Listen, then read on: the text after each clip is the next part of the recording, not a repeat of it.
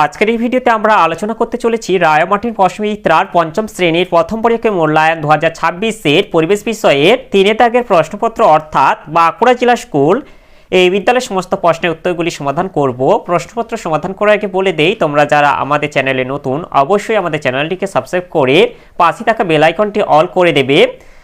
প্রথমে একে দাগে আছে নিচের প্রশ্নগুলির উত্তর দাও। একের এক আছে কাঁধ থেকে কনুই পর্যন্ত বিস্তৃত হাড়টির নাম কি? কাঁধ থেকে কনুই পর্যন্ত বিস্তৃত হাড়টির নাম হলো হিউমেরাস। এরপরে একের দুই আছে টেথোস্কোপ কে আবিষ্কার করেন? টেথোস্কোপ আবিষ্কার করেন রেনে নিউল্যান্ড। এরপরে একে তিন আছে মেলানিন কি? মেলানিন হলো ত্বকে থাকা রঞ্জক পদার্থ যা অতিবেগুনি রশ্মি শোষণ করে আমাদের দেহকে ক্যান্সারের হাত থেকে আটকায়। এরপরে একের চার ত্বক আমাদের কি উপকার করে? এর উত্তরটি হলো এই যে মানব শরীরে চামড়া কাজ কি বা ত্বক, এটাই বলে দেব আমরা। চামড়ার কাজ হলো বাইরের আঘাত, রোগ জীবাণু ও সূর্যের অতিবেগুনি রশ্মির ক্ষতিকর প্রভাব থেকে দেহকে রক্ষা করা। এরপরে একের পাঁচ যেটা আছে কোন মাটি চাষের পক্ষে ভালো? এটা হবে দোআঁশ মাটি চাষের পক্ষে ভালো। এরপর দুই দাগে আছে শূন্যস্থান পূরণ করো। দুইয়ের এক আছে অনেক লতানো গাছে, এটা হবে আকর্ষ হয়। এরপরে দুইয়ের দুই চ্যাং হলো, এটা হবে বিলুপ্ত মাছ। এরপরে দুইয়ের তিন ডট চিকিৎসা করা হয়, এটা হবে যক্ষা রোগের জন্য। এরপর দুইয়ের চার হাড়গুলো অস্থিসন্ধিতে, এটা হবে লিগামেন্ট দিয়ে লাগানো থাকে। এরপর দুইয়ের পাঁচ মেরুদণ্ডের হাড়ের নাম, এটা হবে কশেরুকা বা ভার্টিব্রা।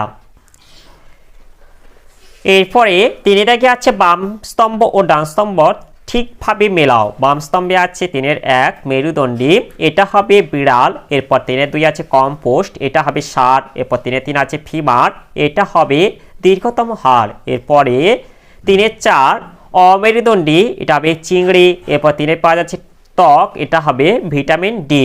এরপরে চারের দাগে আছে সঠিক উত্তরটি নির্বাচন করো। চারের এক আছে জীব হলো প্রকৃতপক্ষে এক প্রকার, এটা হবে পেশি। এরপরে চারের দুই আছে গন্ডারের খড়গ হলো আসলে, এটা হবে চুল। এরপরে চারের তিন আছে শরীরে রক্ত ছড়িয়ে দেওয়ার পাম্প হলো, এটা হবে হৃৎপিণ্ড। এরপর চারের চার আছে পূর্ণবয়স্ক মানুষের হাড়ের সংখ্যা, এটা হবে 206টি। এরপরে চারের পাঁচ আছে বৃষ্টির সম্ভাবনার কথা বুঝতে পারি, এটা হবে পিঁপড়ে। তাহলে আজকের ভিডিওতে আমরা যে 3 নম্বর প্রশ্নপত্রটি ছিল তা আজ সমাধান করলাম।